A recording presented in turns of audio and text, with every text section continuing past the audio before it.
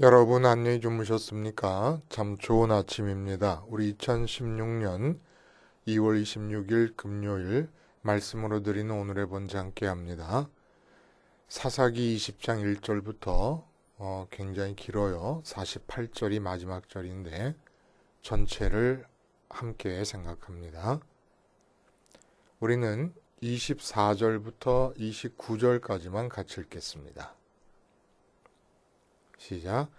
그 이튿날에 이스라엘 자손이 베냐민 자손을 치러 나가매 베냐민도 그 이튿날에 기브아에서 그들을 치러 나와서 다시 이스라엘 자손 18,000명을 땅에 엎드러뜨렸으니 다 칼을 빼는 자였더라.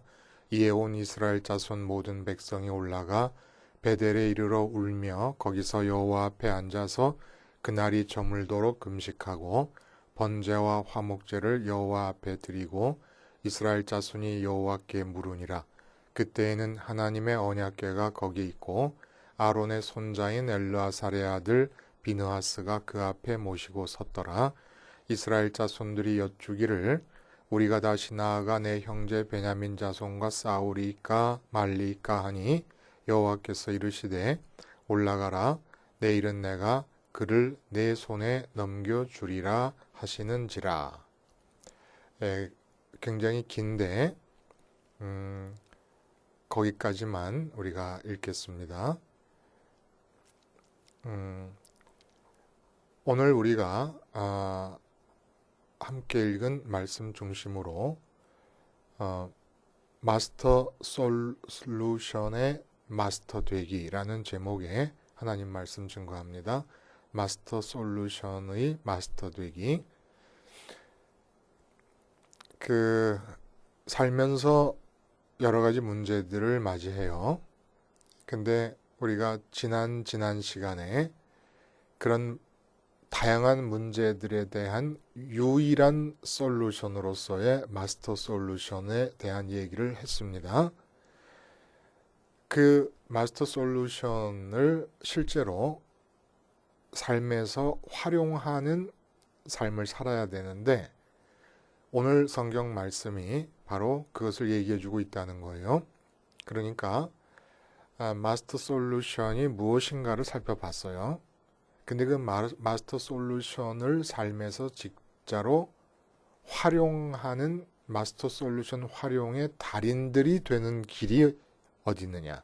구체적으로 그것을 실행할 때 어떠한 마음가짐과 어떠한 마음의 절차를, 마음의 단계를 통해서 그것을 활용해야 올바로 사용할 수 있겠는가라는 얘기를 하는 겁니다. 이렇게 마스터 솔루션이라고 하는 말을 하는 것이 조금 염려스러운 것은 결국은 답과 해결은 하나님으로부터 주어지는 겁니다. 근데 하나님은 기계가 아니세요. 인격자이십니다. 근데 마스터 솔루션이라 그러면은 우리가 그렇게 착각할 수 있잖아요. 그 마스터 솔루션이라고 하는 것을 붙잡기만 하면 그 아웃풋, 출력, 결과는 기계적으로 나올 수밖에 없는 것이다라고 착각할 수 있다는 거예요. 근데 모든 매 문제를 대하는 순간 때마다 하나님은 인격자이십니다. 기계가 아니십니다. 그러니까 마스터 솔루션이라는 것은 하나님을 구속하고 해답을 반드시 하나님이 내셔야만 되는 어떤 억압장치가 아니라는 거예요. 그렇게 하나님을 강제할 수 없어요. 우리에게 모든 문제의 해답이 주어지는 것은 오직 은혜로만 주어지는 겁니다. 은혜로만. 그러니까 마스터 솔루션이라는 것은 궁극적인 해답은 하나님으로부터 주어지는 것인데 어떤 문제를 만나든지 간에 그 하나님으로부터 주어지는 은혜로서의 해답을 구하고 기다리는 우리의 태도가 무엇이냐. 그건 한 가지밖에 없다는 뜻에서 우리가 취해야 될 태도의 입장에서 마스터 솔루션이라 그런 거예요. 하나님 해답을 주셔야 되는 궁극적인 출처이다가 되시는 하나님을 어떤 원리로 강압한다는 얘기가 아니에요. 원리로 올가맨다는 얘기가 아닙니다.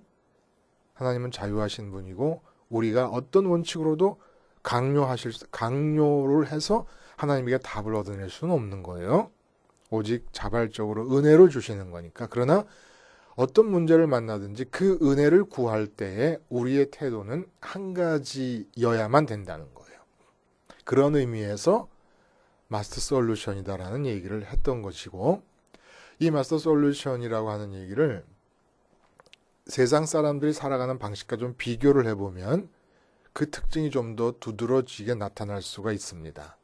근데 세상 사람들이 해답을 얻어가는 방법은 가장 크게 시행착오라고 하는 방법이 있어요. 시행착오라고 하는 것, 이걸 알기 위해서 그 손다이크라고 하는 심리학자가 실험을 한 얘기를 우리가 좀 참고하면 좋아요. 그러니까 철장이 아니라 창살로 되어 있는 상자를 하나 마련을 합니다. 그리고 그 상자 안에 페달 장치를 하나 해둬요. 그럼 그 상자는 페달을 발로 누르면 문이 열리게 되어 있어요. 그래서 그 상자 안에 고양이를 집어넣습니다. 그리고 그 창살 상자 바깥쪽으로는 고양이가 좋아하는 생선을 갖다 놔요. 그러니까 눈으로 보고 냄새가 나니까 고양이가 밖으로 나오려고 그러는데 창살이 막혀서 나오질 못해요. 그래서 뭐 이렇게 해보고 저렇게 해보고 뭐 해보다가 우연히 그 페달을 밟고 나오게 됩니다. 그게 160초가 넘게 걸렸다는 거예요. 근데 그 다음에 또 고양이를 넣어봤어요. 점점 시간이 줄어들어서 마지막에는 고양이를 딱 넣자마자 곧바로 나오는 10초도 안 걸려서 페달을 밟고 딱 나와요. 이게 이제 시행착오라는 거예요. 시행착오설. 시행착오를 통해서 효과를 볼 수 있는 해답, 가장 적절한 반응의 방법을 우연히 발견하는 거예요. 그래서 그 우연히 발견한 방법을 가지고 문제들을, 그 비슷한 유형의 문제들을 이제 해결해 나가는 거죠. 또 반면에 전혀 반대의 학습 이론을 들고 나온 독일의 심리학자가 있습니다. 볼프강 쾰러라고 하는 사람인데, 이 사람은 통찰학습 이론을 제시했어요. 통찰학습이라는 것은 침팬지를 갖고 실험을 하는데, 침팬지를 방에 가다 놓고 방 높은 곳에다가 바나나를 매달아 놓습니다. 그리고는 침팬지가 올라서면 키가 닿을 만한 그런 상자를 두서너기를 집어넣어 놔요. 그럼 침팬지가 맨 처음에 그 천장에 있는 바나나를 따먹기 위해서 껑충껑충 뛰고 점프를 하고 그러다가 안 되니까 가만히 궁리 끝에 상자를 갖다 쌓아놓기 시작하고 그 상자 위에 올라가서 바나나를 따먹더라, 이런 얘기입니다. 그러니까 이 경우는 앞에 고양이가 그 창살 상자 안에서 페달을 밟은 경우와는 다르게 침팬지가 자기에게 주어진 여건과 상황을 사고하는 거예요. 그리고 직관적으로 그 상자를 쌓으면 바나나에 손이 닿을 수 있겠다라는 걸 깨달았다는 거죠. 이게 바로 통찰 이론이라는 겁니다. 그러니까 사람이 해답을 얻을 때는 이렇게 주어진 환경과 환경 조건들 간의 관계, 조건을 이루고 있는 여러 가지 사항들 있잖아요. 그런 개별 사항들이 어떤 관계를 갖고 있는가에 대해서 직관적으로 이해하고 통찰함으로써 문제를 해답을 얻어나간다라는 얘기예요. 그럼 여러분, 우리 선민은 어떻게 삽니까? 시행착오라는 게 인생의 필수적인 것 같아요. 그렇죠? 그리고 우리 스스로도 시행착오를 많이 겪었고, 삶에서. 그래도 통찰이라는 것도 필요해요. 어떤 문제가 주어지면 그 문제에 대한 정확한 이해를 통해서 해답을 얻게 되는 거 아닙니까? 시행착오는 우연히 얻게 되는, 여러 가지 시행을 해보는 끝에 효과가 있는 길을 찾아서 답을 얻는 거라 그러면, 이 통찰이라는 거는 잘 곰곰이 생각해갖고 그 조건을 이루고 있는 여러 가지 요소들의 역학관계에서 답을 얻어내는 겁니다. 이게 다 우리 인생에 필요한 것 같은데, 선미는 시행착오나 통찰 등으로 내가 주어진 여건에 대해 갖고 있는 어떤 통찰을 통해서 삶을 살아가고 문제를 해결해 나가는 게 아니라는 거예요.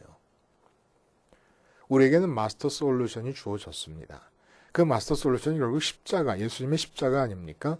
그 십자가, 예수님의 십자가를 현실 생활에서 적용해 나갈 때에 어떤 절차를 거쳐야 되는가를 오늘 본문이 얘기해 주고 있습니다.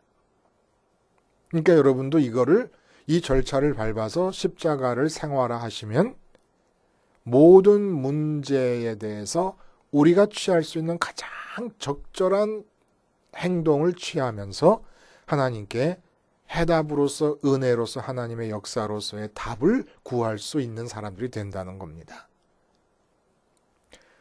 그럼 하나님께서 우리를 사랑하시니까 우리에게 필요한 가장 적절한 태도를 취하고 하나님의 은혜를 기다릴 때 하나님이 답을 주시지 않을 리가 없지요.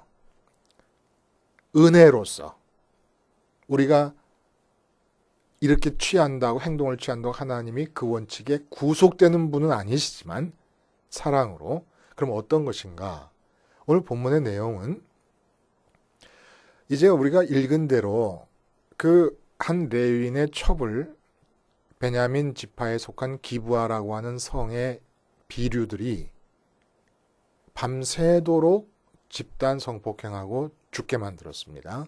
그래서 레위인이 시체를 갖고 와서 12덩이로 나눠서 지파에게다 보냈더니 그걸 받아본 이스라엘 전체가 다 경악을 하고 분노하면서 함께 모였어요. 미스바라는 곳에 모였습니다. 그래서 레위인으로부터 경위를 다 들었어요. 그리고 어떻게 결론을 내리냐면 그 비류들을 잡아 죽이자. 이 비류들을 베냐민 지파에 속한 기브아 비류들을 잡아 죽이기 전까지 우리가 집에 들어가지 말자.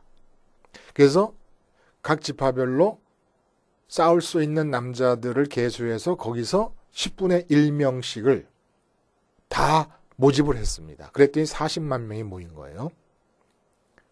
20세 이상 60세까지의 남자들 중에서 40만 명이 모였습니다. 그래서 베냐민을 찾아갔어요. 기브아의 비류들을 내놔라. 그들을 죽여야 된다. 선민의 나라 안에 이러한 일이 있어서는 안 된다. 죽여야 된다. 그랬더니 베냐민이 노합니다. 우리가 못 내놓는다. 이렇게 함으로써 베냐민이 어떤 우를 범하게 되느냐 하면 그 기브아 양아치들이 행한 극악무도한 범죄에 간접적으로 가담을 하게 됩니다. 거기다 발을 같이 들여놓는 거예요. 그 참혹할 정도로 잔인한 그런 행동에 발을 같이 들여놓는 겁니다. 그래서 이스라엘 나라 안에, 선민의 나라 안에 내전이 일어나게 됩니다. 근데 문제는 우리가 읽지 않은 부분을 보면 이 정의로운 전쟁이 이제 의로운 전쟁을 하는 거예요. 이스라엘로서는 베냐민을 향하여 선민에게서는 있을 수 없는 일이라고 판단했기 때문에. 그런데 3차에 걸쳐 전투를 벌이는데 1차 전투에서 이스라엘이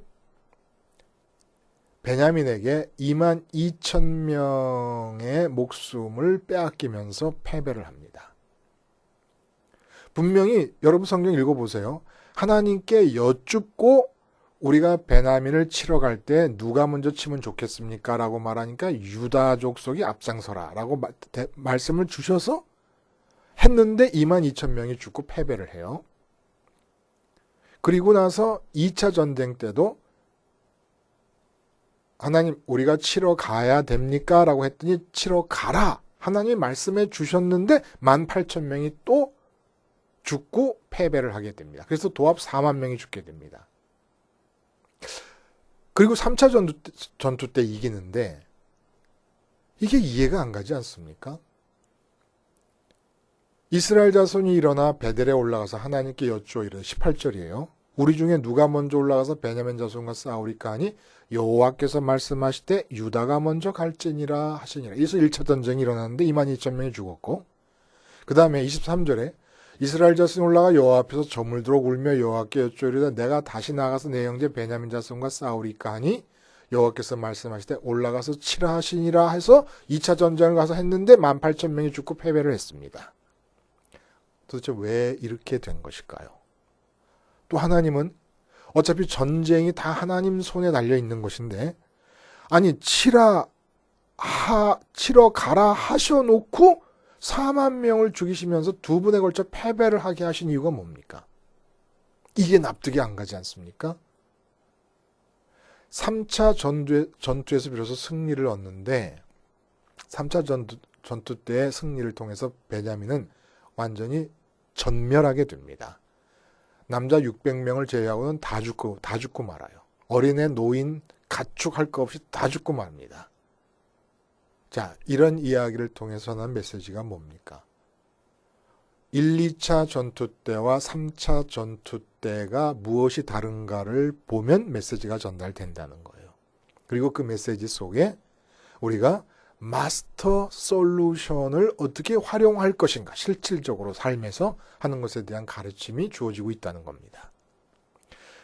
3차 전투 때의 차이점을 보기 위해서 26절을 다시 한번 읽어보면 이렇습니다. 이에 온 이스라엘 자손 모든 백성이 올라가 베델에 이르러 울며 거기서 여호와 앞에 앉아서, 다른 점이 뭐였냐면 1차 때와 2차 때도 하나님께 묻기는 물었습니다마는 3차 때의 다른 것은 단순히 물은 것이 아니라 전쟁을 할까요? 전쟁을 치러 갈까요? 라고 물은 것이 아니라 그날이 저물도록 금식하고 번제와 화목제를 여호와 앞에 드리고 이스라엘 자손이 여호와께 물으니라 라고 얘기를 하는 거예요.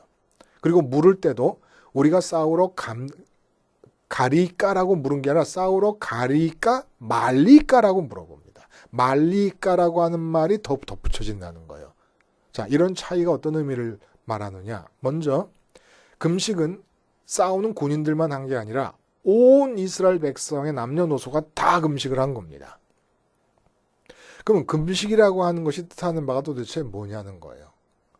이게 지금 마스터 솔루션, 십자가를 삶에서 생활화하기 위해서 가져야 될 마음가짐을 얘기하는 겁니다. 근데 첫 번째가 금식이다. 금식이 뭐죠? 금식의 목적.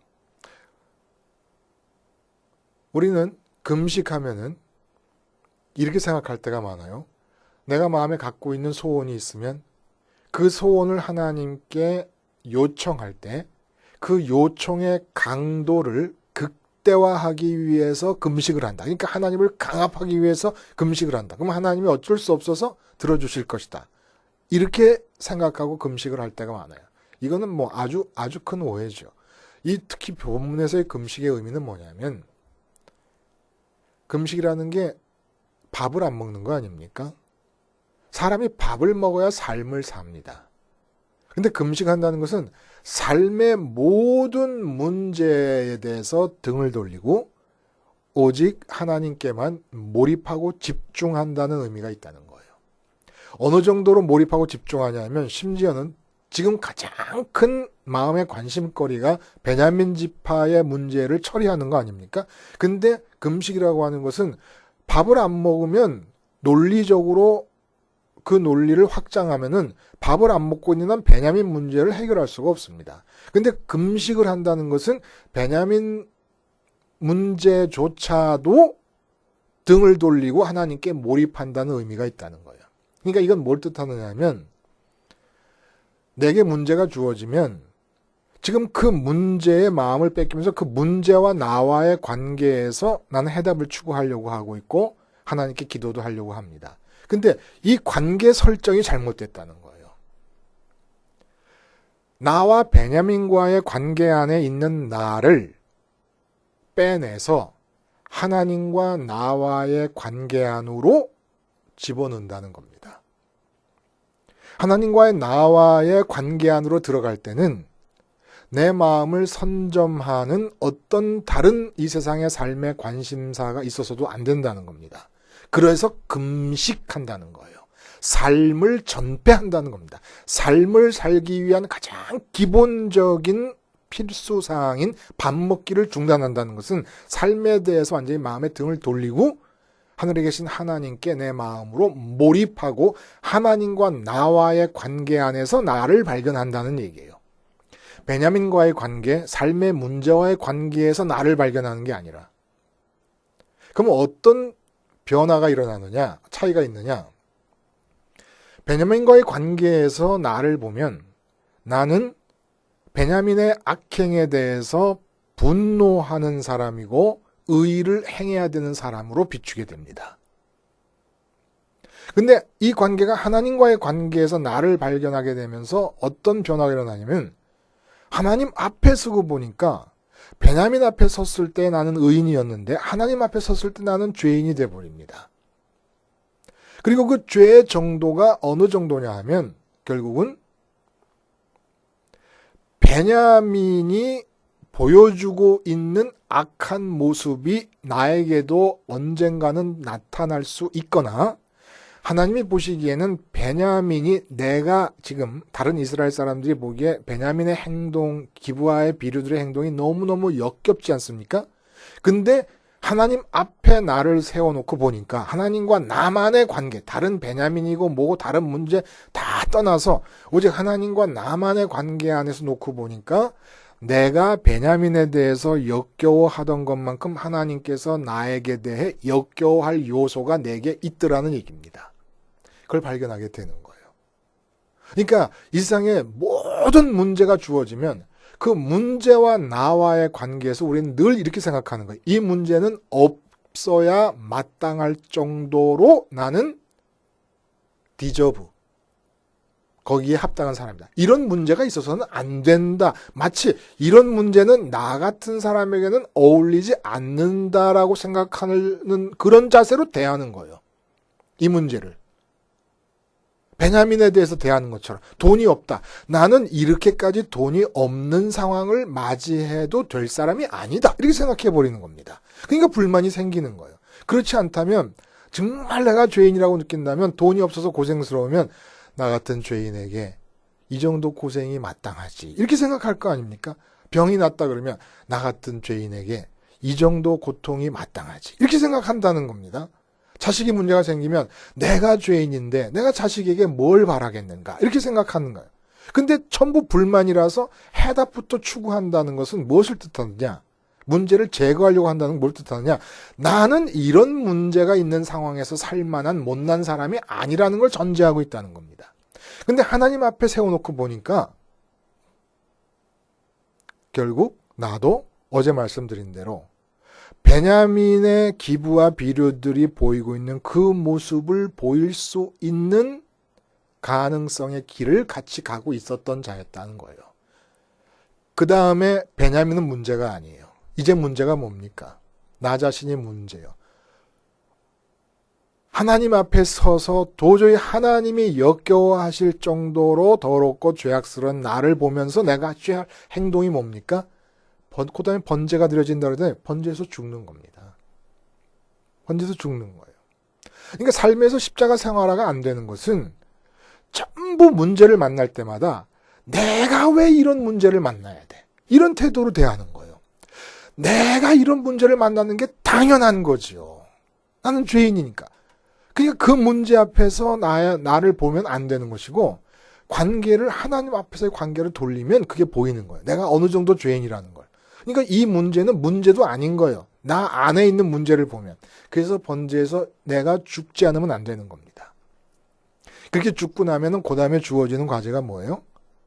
이제 그냥 문제는 그대로 있는 거예요. 베냐민의 문제는 그대로 있는데 그 다음에 화목제를 드린다는 것은 무슨 얘기냐?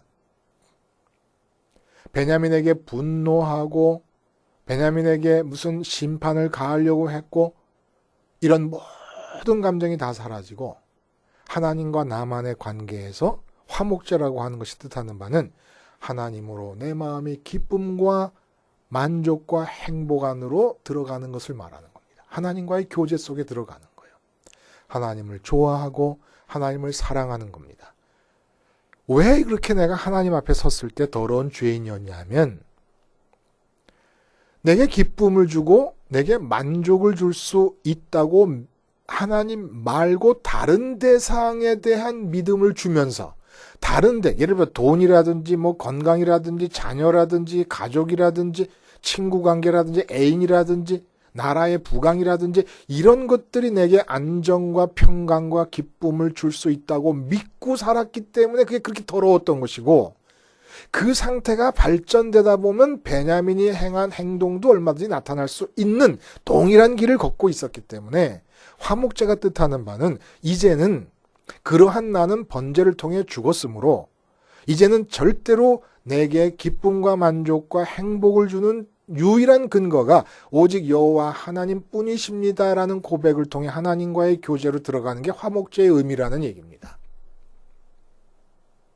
그렇게 화목제를 통해서 하나님만이 나의 기쁨이 된다라고 생각했을 때 하나님께 나오는 질문은 어떻게 나오느냐? 베냐민을 치러 갈까요에다가 계속 앞에 두 번의 전투 때는 하나님께 묻기는 물었지만은 베냐민을 치러 갈까요만 물었어요. 그건 당연히 가야 된다는 걸 내 스스로 기정사실화하고 있는 것이고 답을 갖고 있는 거죠. 답을 갖고 있으면서 물어본 거였습니다. 근데 이제는 하나님으로 만족과 기쁨을 얻는 화목제 이후의 질문은 온전히 베냐민에 대한 하나님의 뜻을 묻는 겁니다. 그전에는 베냐민에 대한 나의 분노로부터 시작을 했던 거예요. 하나님께 물어도. 그러니까 문제가 주어지면 우리가 어떻게 반응을 보이냐면 그 문제는 없어져야 된다는 것을 전제하고 하나님께 나가서 기도를 드리는 거예요. 어떻게 해야 될까? 이렇게. 그거 아니라는 거예요.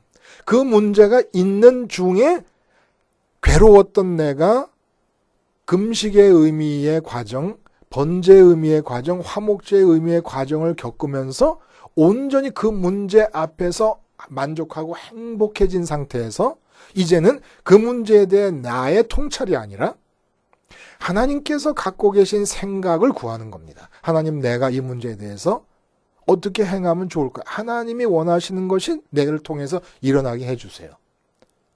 그전에는 물었던 이유가 내가 이 문제에 대해서 반응하고 싶은 방식이 있는데 이 방식을 하나님 인쳐주세요. 이런 의미에서 물었던 거죠. 그리고 이 금식의 의미는 꼭 금식을 하지 않아도 그리고 번제의 의미와 화목제의 의미 모두가 다 주님의 십자가에서 완성이 됐다는 거예요. 그러니까 우리가 십자가를 생활하면서 십자가를 붙잡을 때 어떤 의미로 붙잡느냐. 지금 문제가 주어지고 나에게 근심을 가져다주는 사람과 마주하고 있을 때 마음속으로 그 사람과의 관계에서 떠나서 나를 하나님과의 관계로 세우는 거예요. 십자가를 바라보면서. 그럼 금식의 의미가 이루어지는 겁니다. 진짜 금식은 해도 돼요. 번제와 화목제는 십자가에서 주님의 죽으심을 통해서 대체되었습니다마는 대체됐다는 건 그 의미는 살아있다는 거죠. 그러나 금식은 따로 금식 기도를 해도 됩니다. 또 유익하고요. 그러나 본문에서의 금식의 의미는 십자가에서 그렇게 이루어져 완성이 됐다는 거예요. 그리고 나서 하나님과의 관계 안에서 지금 내게 주어진 문제나 문제가로 여겨지는 사람을 문제시할 거 아니라 하나님과의 관계에서 나를 문제시하는 겁니다. 그래서 내가 죽는 거예요. 나 같은 놈은 죽어야 된다. 주님의 십자가에서 이미 죽었다. 고백을 해버려요. 그리고 이제부터는 내가 왜 죽었어야 됐느냐? 하나님 말고 다른 것으로 기쁨의 이유를 삼았기 때문에 이제는 하나님만으로 기쁨의 이유를 삼겠다고 화목제의 의미를 통과합니다. 그래서 마음이 하늘로 올라가는 거예요. 주님 따라서. 승천하신 주님 따라서. 그리고 나면 그 문제에 대한 하나님의 생각이 은혜로서 우리에게 주어지게 되는 것이고 그걸 행하면 되는 것이고 이것이 바로 마스터 솔루션인 십자가 생활화를 달인처럼 삶에서 실천해 나갈 수 있는 길이라는 겁니다. 기도하시겠습니다. 하나님 아버지, 금식과 번제와 화목제의 의미가 십자가를 붙잡을 때마다 되살아남으로써 마스터 솔루션 활용의 마스터들이 되게 해 주시옵소서. 예수님의 이름으로 기도하옵나이다. 아멘.